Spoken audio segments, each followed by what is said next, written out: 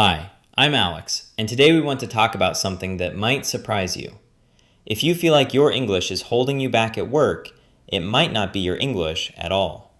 Hi, I'm Emma, and here's what we've noticed. A lot of competent, talented people aren't struggling because their English is bad. They're struggling because they're invisible. And that's a very different problem.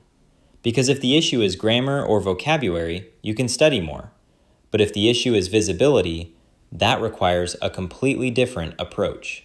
Exactly. And the tricky part is that invisibility feels like a language problem. You think, if my English were better, I'd speak up more. But often, it's the other way around. Let's paint a picture. You're in a meeting. There are 10 people in the room. Some are talking a lot. Some are quiet. And you're somewhere in the middle, listening, thinking, waiting. Waiting for what?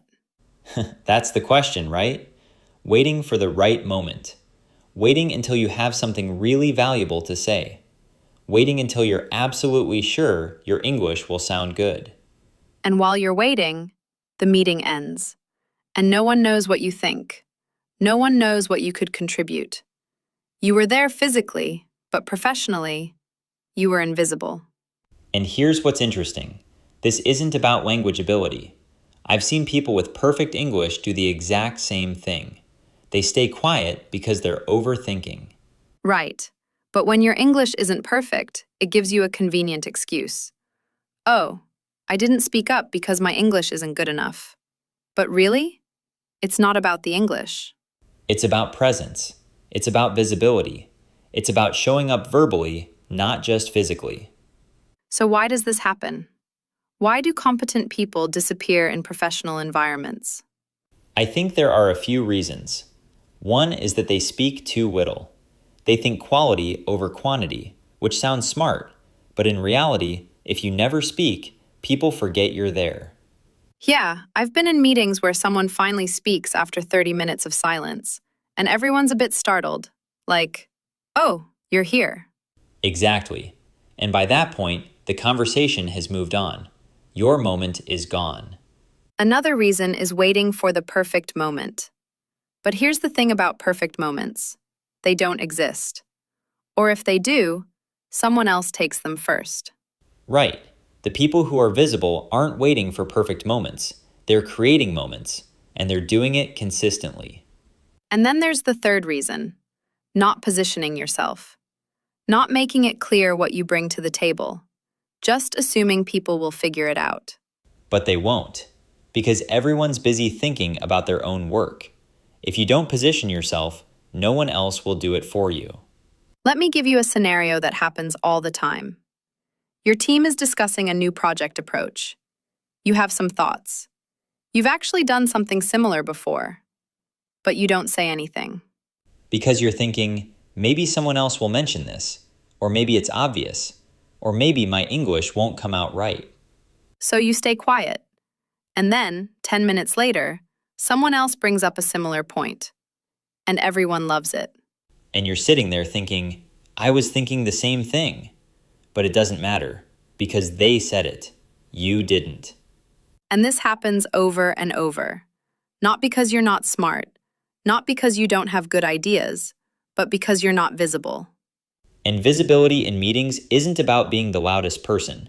It's about being present, being engaged, contributing to the conversation.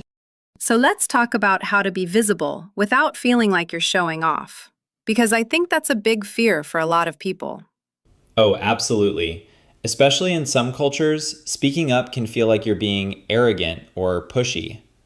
But there are ways to contribute that feel natural and respectful. For example, you can use phrases like, I'd like to build on that idea. Or, that's a good point. I was also thinking. This shows you're listening and adding value, not competing. Exactly. Another one is, from my experience with something similar, this positions you as someone with relevant knowledge without sounding like you're bragging. I love that one. Or even just, can I add something here? Super simple. Asks permission, but gets you into the conversation. And here's one that works really well when you're not 100% confident. I'm not sure if this is relevant, but Yes, it's humble. It gives you an out, but it still gets your idea into the room. and once you start using these phrases, something interesting happens. People start expecting your input. They start looking at you when a topic comes up. Because you've established yourself as someone who contributes, someone who's present, and that's visibility. Now, I want to address something important. Visibility is not the same as showing off. Right. Showing off is talking just to be heard. Visibility is making sure your contributions are seen and valued. Showing off is saying, I'm the best at this. Visibility is saying, here's what I can contribute. And the difference is in the tone and the intention. When you're being visible, you're helping the team, you're adding value, you're making the conversation better. Exactly. And there's nothing arrogant about that. In fact, staying silent when you have something valuable to say, that's not humble. That's just wasteful. Yeah, you're withholding something that could help. And in professional environments, that's not a virtue. So visibility is actually generous. You're sharing your knowledge, your perspective, your experience. And when you think about it that way, it feels less scary. You're not promoting yourself. You're contributing to something bigger. So where does English fit into all of this? Here's the truth. English is the vehicle. It's how you deliver your ideas. But it doesn't have to be perfect. Not even close. I've worked with people who had strong accents, made grammar mistakes, but they were incredibly visible. Why? Because they showed up consistently. They didn't wait until their English was perfect. They used the English they had, and that was enough. And honestly, most of the phrases we've talked about today are pretty simple. Can I add something? From my experience, I was thinking, These aren't complex sentences. They're short, direct, easy to remember.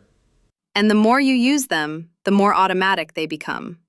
It stops being about English and starts being about presence. Exactly. And that's when things shift.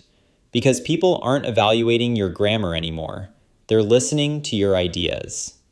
So if you recognize yourself in this conversation, if you've been invisible at work, what can you do? Start small. In your next meeting, commit to saying something. Just one thing. It doesn't have to be profound. It just has to be present. Use one of the phrases we talked about. I'd like to add, or building on that. Just get your voice in the room. And notice what happens. Notice that people listen. Notice that your English is probably better than you think. Notice that the world doesn't end. Right. And then do it again and again until it becomes normal.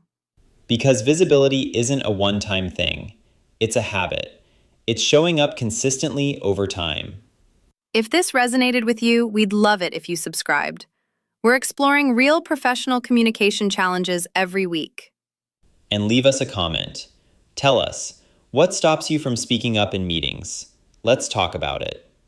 We read every comment. We're here to support you. You're not bad at English. You're just invisible. And that's fixable. Thanks for listening. See you next time.